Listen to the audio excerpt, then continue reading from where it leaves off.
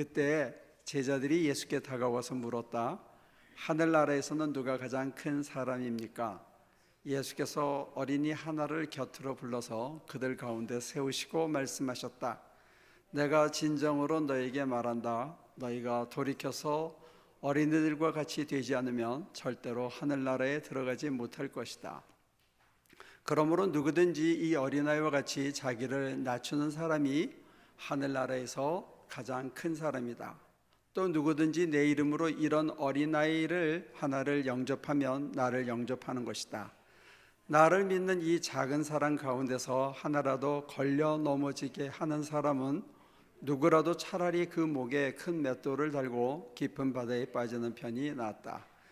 사람을 걸려 넘어지게 하는 일 때문에서 세상에서 화가 있다. 걸려 넘어지게 하는 일이 없을 수는 없으나 걸려 넘어지게 하는 일을 일으키는 그 사람에게는 화가 있다. 내 손이나 발이 너를 걸려 넘어지게 하거든 그것을 찍어서 내버려라. 내가 두 손과 두 발을 가지고 영원한 불 속에 들어가는 것보다는 차라리 손이나 발 없는 채로 생명에 들어가는 편이 낫다. 또 내 눈이 너를 걸려 넘어지게 하거든 빼어버려라. 내가 두 손을 가지고 불붙는 지옥에 들어가는 것보다는 차라리 한 눈으로 생명에 들어가는 편이 낫다. 너희는 이 작은 사람들 가운데서 한 사람이라도 업신여기지 않도록 조심하여라. 내가 너희에게 말한다. 하늘에서 그들의 천사들이 하늘에 계신 내 아버지의 얼굴을 늘 보고 있다. 너희는 어떻게 생각하느냐? 어떤 사람에게 양 100마리가 있는데 그 가운데 한 마리가 길을 잃었다고 하면 그는 99마리를 산에다가 남겨두고서 길을 잃은 그 양을 찾아 나서지 않겠느냐? 내가 너희에게 말한다. 그가 그 양을 찾으면 길을 잃지 않은 99마리 양보다 오히려 그 한 마리 양을 두고 더 기뻐할 것이다. 이와 같이 이 작은 사람들 가운데서 하나라도 망하는 것은 하늘에 계신 너희 아버지의 뜻이 아니다. 제가 유학 오고 얼마 안 돼서 한국에서 선배 목사님이 찾아오셨는데 그 좋다는 라스베가스를 한번 꼭 가보고 싶다고 그래요. 그럼 우리 날 잡아서 갑시다 했더니 자기가 내일 저녁 비행기로 가니까 오늘 꼭 가야 되겠다는 거예요. 그래서 갔습니다. 그래서 새벽 2시쯤, 그러니까 그 얘기가 밤 9시쯤 나와서 바로 떠나서 새벽 2시쯤 도착해서 이렇게 여러분들 그 길이 뭐죠? XYG인가 하는 이상한 길이 나오거든요. 지지직스인가요? 그걸 올라가서 이렇게 딱 언덕에서 이제 내려가기 시작하는데 그 언덕을 내려가는데 그 목사님이 제게 그러더라고요. 야, 천당보다 더 밝다. 미국이 이렇게 좋구나 그러시더라고요. 그런데 우리나라에서 천당 바로 밑에 좋다는 분당에 사시는 어떤 목사님이 얼마 전에 와가지고 LA에서 이제 만나서 이렇게 다니더니 저한테 공항에서 코리아타운으로 들어오면서 그러더라고요. 야, 뭐 미국 좋다 그러더니 의정부보다 못하네. 이게 30년 사이에 우리가 의정부보다 못한 데가 됐습니다. 무슨 얘기를 하려고 그러냐면 사람들이 어떤 기대를 가지고 물어보는 거예요. 그래서 한국에 오는 외국인들은 한국에 대한 인상과 전이해가 있거든요. 그래서 요즘 한국에 대한 전이해는 뭐냐면 IT 강국, 현대, 삼성, 그래서 굉장히 발전한 나라, 잘 사는 나라 이런 이미지를 가지고 있다고 그래요. 그러니까 저희가 이민 오기 전보다 굉장히 달라진 겁니다. 그런데 오늘 본문에 보면 예수님의 제자들이 예수님한테 은밀히 찾아와서 물어보는 거예요. 하늘나라에서 누가 제일 큽니까? 왜냐하면 그 앞장에서 하늘에서 소리가 있었거든요. 이는 내 사랑하는 아들, 내 기뻐하는 자다. 너희는 저의 말을 들어라. 그러고 나서 예수님도 베드로한테 뭐라 그러냐면 성전세는 누구한테 내느냐?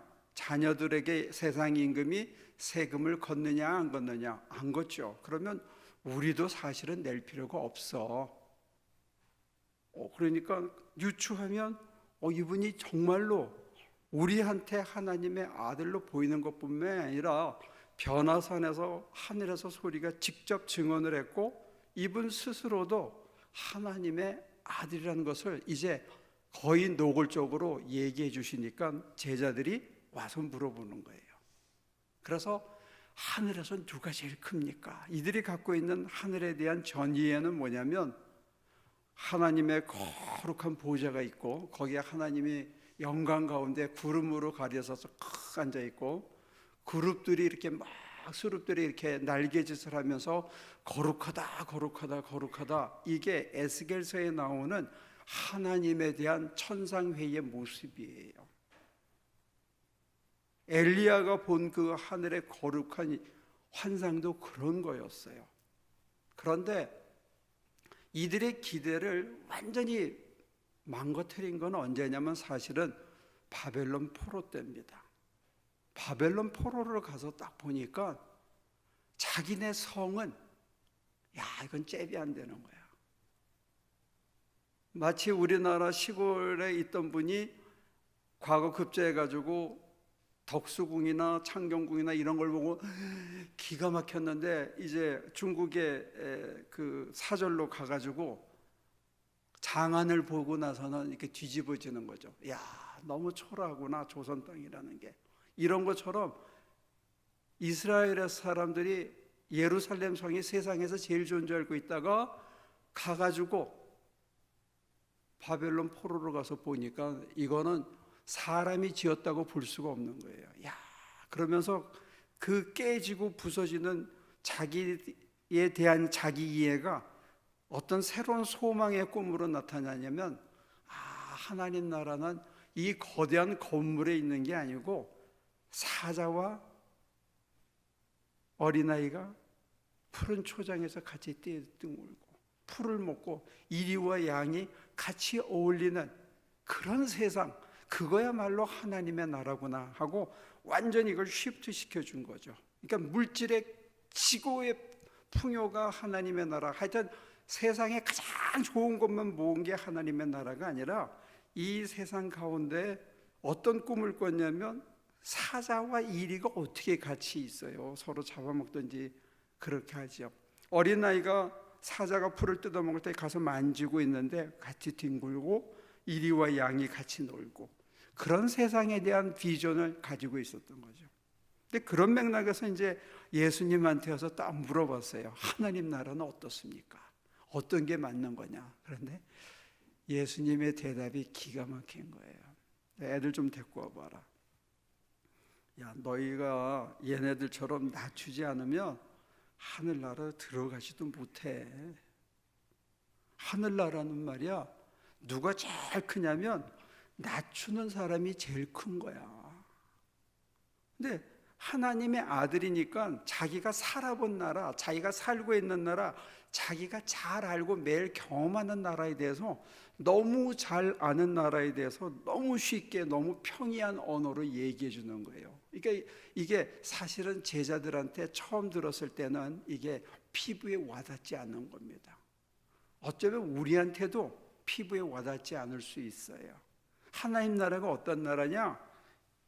이런 애 하나를 영접하는 거, 마음을 다해서 이렇게 받아들이는 거, 이게 하늘나라라는 거예요. 근데 사실은 이스라엘에는 그 정신이 있었어요. 무슨 정신이 있었냐면 어린 소자들, 과부와 고아를 잘 돌보는 거는 그거 하나님한테 빌려주는 거다는 사상이 시편에 나옵니다. 그래서 그거를 언젠가는 받는 거예요. 어디서? 하늘나라에 가서. 내가 이 땅에서 고아와 과부를 정말 잘 영접하고 도와주면, 근데 예수님은 그것을 업사이드 다운을 시켜가지고 얘를 영접해야 네가 하늘나라를 경험할 수 있고 하나님 나라를 들어갈 수 있다라고 얘기하는 거죠.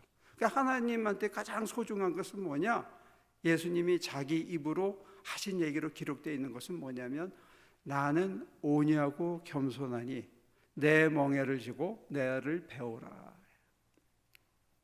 하나님 나라는 언제 시작되느냐? 아니면 하나님 나라를 사는 사람의 그 모습은 뭐냐? 아니면 하나님 나라를 추구하고 산 사람의 품성으로 받는 마지막 선물은 뭐냐 했을 때 온유와 겸손이라는 거예요. 그게 바로 하나님 나라라는 겁니다.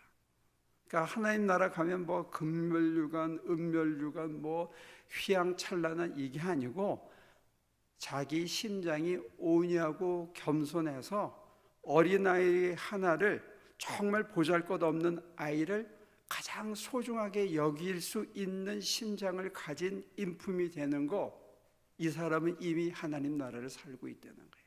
근데 우리가 남 무시하기 쉽거든요.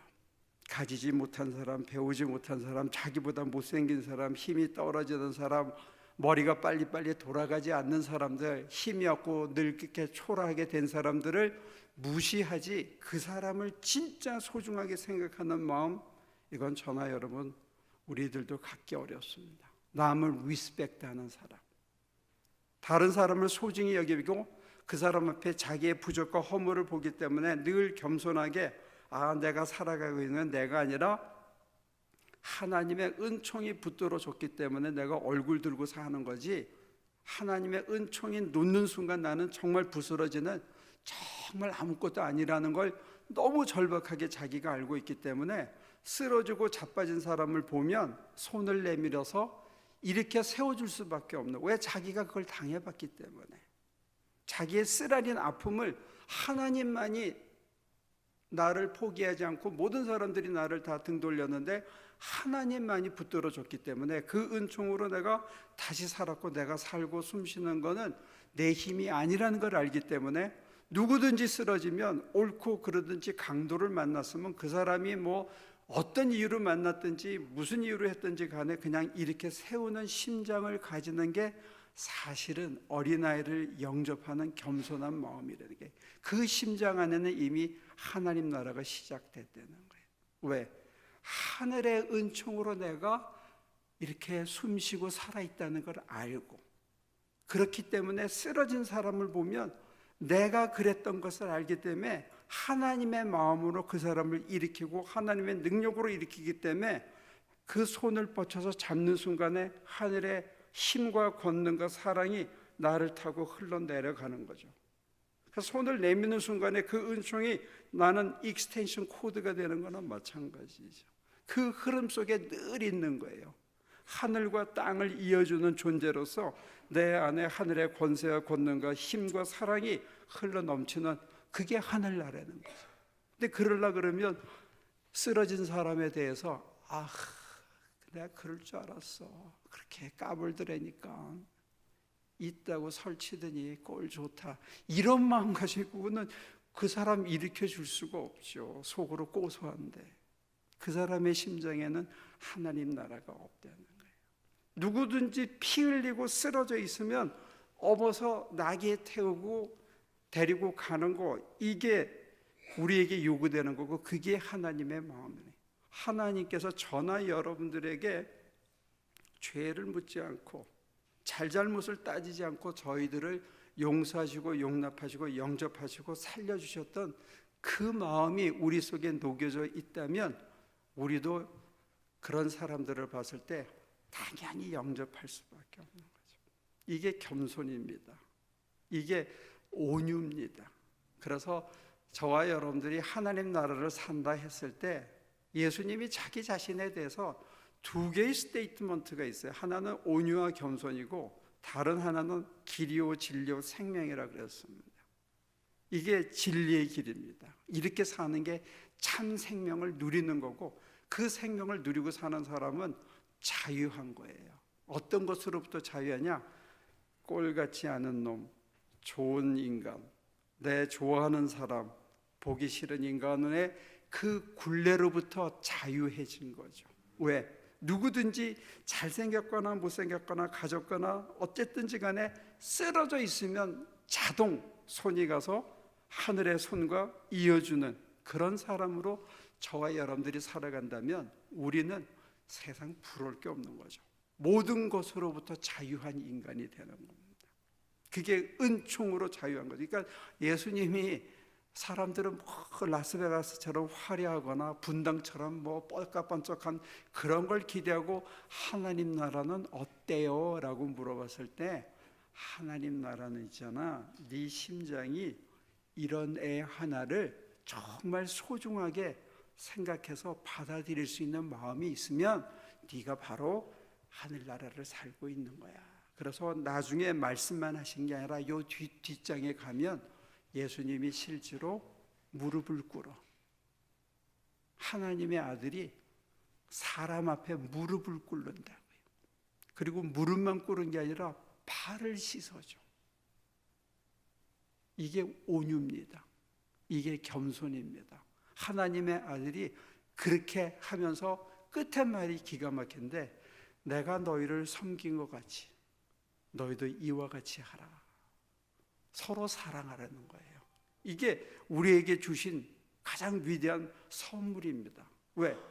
만에 하나 여러분과 저와 여러분들의 심장 속에 아무런 앙금 없이 그 사람을 가장 소중하게 생각할 수 있는 마음이 생길 리도 사실은 쉽지 않지만, 만약에 생긴다면 그 마음은 우리 마음이 아니라 하나님이 주신 마음이고, 하나님의 영이 우리 속에서 폭포수처럼 흐르고 있기 때문에 우리가 그 사람을 있는 그대로 영접할 수 있고 따지지 않을 수 있는 거고, 그 사람을 사람으로 대접할 수 있는 거고, 생명의 소중함을 내가 누릴 수 있는 거죠. 그래서 그 사람을 진짜 아무 꺼리낌 없이 받아들일 수 있는 거는 앞서서 하나님이 나를 영접했고 그 사랑이 내 속에 있기 때문에 나도 그렇게 할 수 있는 거죠. 그리고 그렇게 해서 그 사람이 생명을 소생하는 삶을 살아가서 다시 부활의 삶을 사는 걸 보면 사는 게 익사이팅해지는 거죠. 그게 우리가 가는 길이고, 하나님 나라는 저기 가서 무슨 구름 가운데 영광, 그건 나중 얘기고, 지금 여러분과 제가 무릎을 꿇고 남의 발을 씻어줄 수 있을 정도로 겸손해지고 온유한 마음을 가진다면 천국은 여기서부터 시작되는 것 같아요. 사족을 다하면, 제가 한 번은 얘기한 것 같아요. 막 진짜 진리를 다하는 것 같이 박사학위를 하고 나서 한 5년 7년 돼서 막 펄펄 날면서 강의를 한 적이 있었는데, 제 대학교 한 10년 15년 선배가 한 학기가 끝난 다음에 중국집에서 우리가 마지막 그 종강 파티를 했습니다. 그래서 돌아가면서 한 학기 동안에 뭘 배웠는지를 쭉 서로 간증을 했어요. 근데 그분이 툭 일어나더니 나는 한 학기 동안에 뭘 배웠는지 하나도 생각이 안 납니다. 그러면서 저는 강의실에 앉았을 때마다 저 강 박사가 저러고 있는데, 내가 저 사람 나이 때는 뭐 했나 이 생각만 매번 하다가 강의가 끝나곤 했습니다. 근데 그 말 속에 뭐가 담겨 있었냐면, 강 박사가 조금만 더 겸손했으면 좋겠습니다 하는 게 숨어 있었던 거예요. 그 얘기 뭐냐면, 겸손하지 않으니까 사람들이 듣질 않더라고요. 그거에 걸려가지고 전하는 메시지나 컨텐츠가 들어오질 않는 거예요. 여러분과 제가 조금만 더 겸손하면 좋을 것 같습니다. 근데 겸손하려면 하늘의 줄에 붙들려야, 영역이 차고 넘쳐야 겸손해질 수 있고, 믿는 구석이 있어야 겸손해질 수 있고, 내가 자빠져도 하나님이 또 사절려 주신다는 믿는 구석이 있어야 되고, 내가 지금 숨 쉬고 있는 게 내 힘이 아니라 하나님이 붙들어줘서 내가 이렇게 있다는 걸 알고 있어야 우리가 겸손해지는 거예요. 겸손해야 우리가 전하는 말도 듣고 우리를 보고 하나님께 영광을 돌리기도 하는 것 같아요. 특히 목사나 누구를 지도하는 입장에 있는 분들은 정말로 겸손해야 될 것 같아요. 겸손하지 않으면 아무도 듣지 않습니다. 우리 주님이 가르쳐주는 천국의 가장 중요한 품성, 덕목은 뭐냐? 온유와 겸손이라는 거예요. 온유와 겸손을 통해서만 천국이 확장되고 천국이 내 안에 숨쉬고 살아 있을 수 있다고 보는 것 같아요. 그래서 얘기를 줄이면, 주를 위해서 어린 소자에게 하는 것, 주님께 빌려주는 거고 주님께 언젠가 갚아주실 거지만 우리가 하는 그 모든 헌신의 뿌리에 저 언더그라운드에는 뭐가 있어야 되느냐? 다른 거 다 털고 저와 여러분들이 만에 안에 천국에 못 가더라도 뭐가 남느냐 했을 때 온유와 겸손의 품성은 우리 속에 선물로 남아있지 않는 거예요. 그렇게 살아가면 우리가 많이 자유할 것 같아요. 왜? 첫째, 눈에 꼴보기 싫은 인간이 안 보이니까.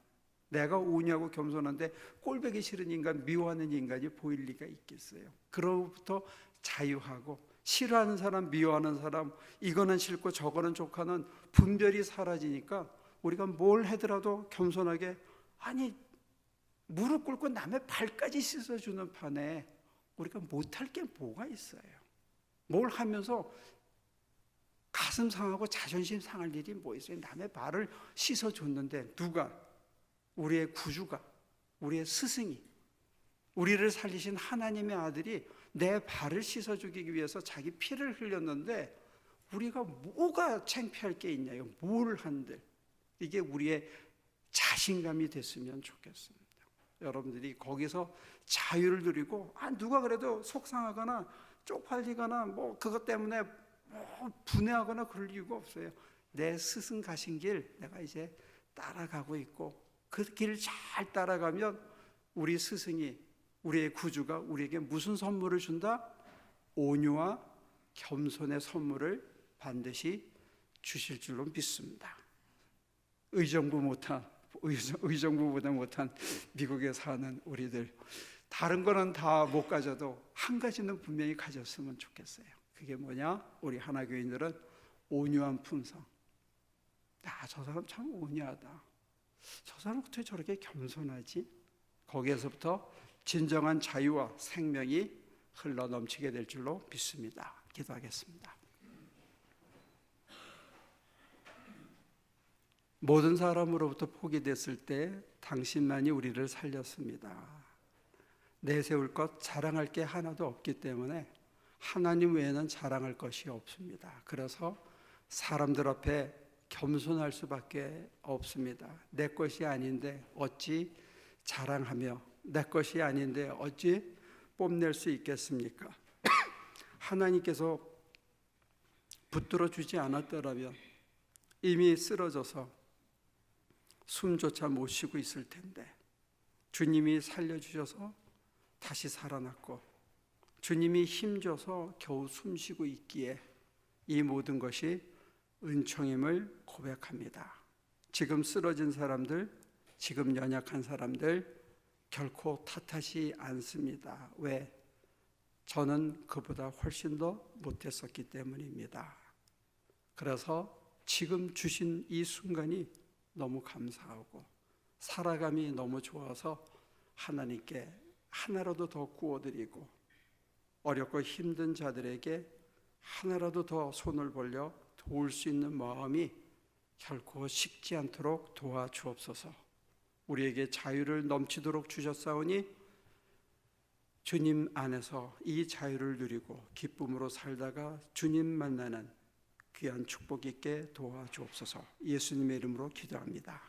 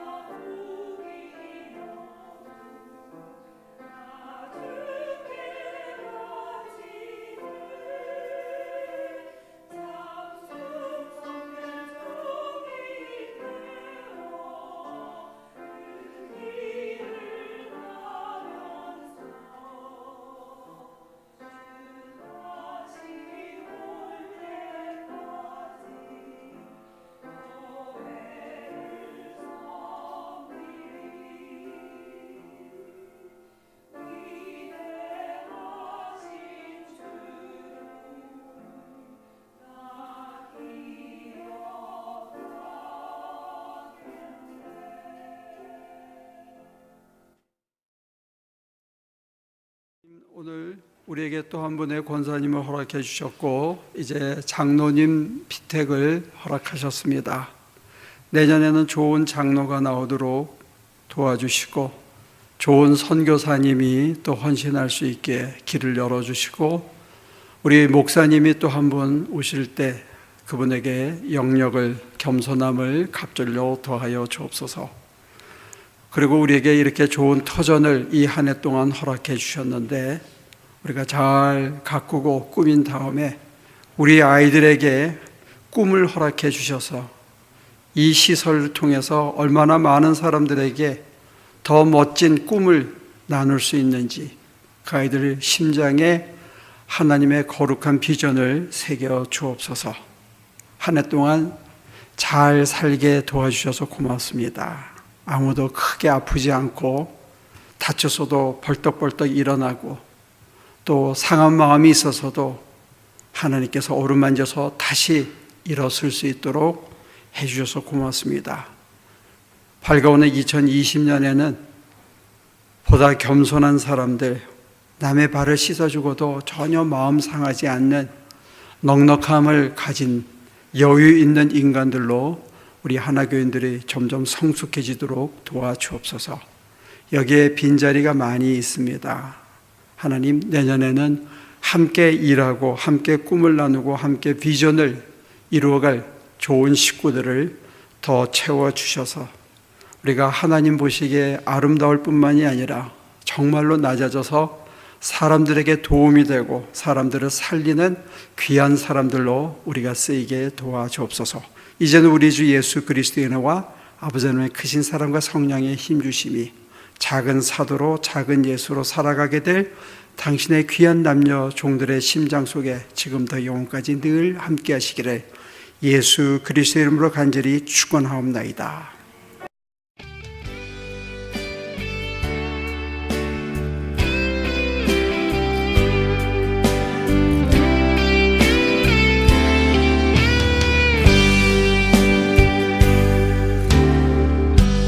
마음속에 어려움이 있을 때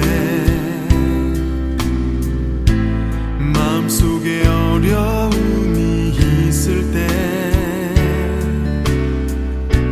마음속에 어려움이 있을 때 주님 내게 먼저 오사 내 마음을 만지고 주님 앞에 나아올 수 없을 때 주님 앞에 나아올 수 없을 때 주님 앞에 나아올 수 없을 때 주님 날 먼저 안으시네. 그럼에도 불구하고 날 사랑하시는 내 하나님의 사랑은 나의 모든 걸 덮고 그럼에도 불구하고 날 안아주시는 내 하나님을 부를 때 아버지라 부르죠. 마음속에 어려움이 있을 때 마음속에 어려움이 있을 때 마음속에 어려움이 있을 때 주님 내게 먼저 오사 내 마음을 만지고 주님 앞에 나아올 수 없을 때 주님 앞에 나아올 수 없을 때 주님 앞에 나아올 수 없을 때 주님 날 먼저 안으시네. 그럼에도 불구하고 날 사랑하시는 내 하나님의 사랑 나의 모든 걸 덮고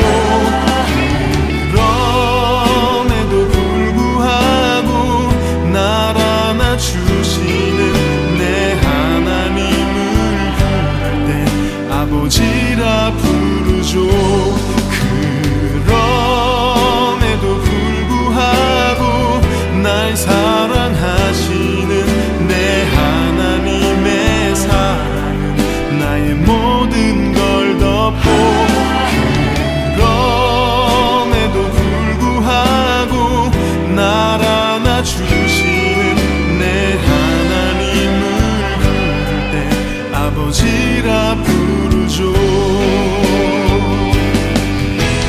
그럼에도 불구하고 날 사랑하시는 내 하나님의 사랑은 나의 모든 걸 덮고, 그럼에도 불구하고 날 안아주시는 내 하나님을 부를 때 아버지라 부르죠.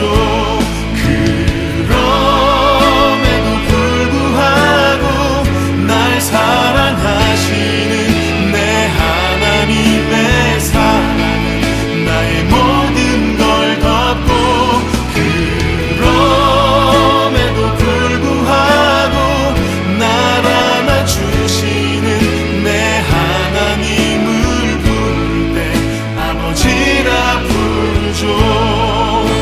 내 하나님을 부를 때 아버지라 부르죠. 내 하나님을 부를 때 아버지라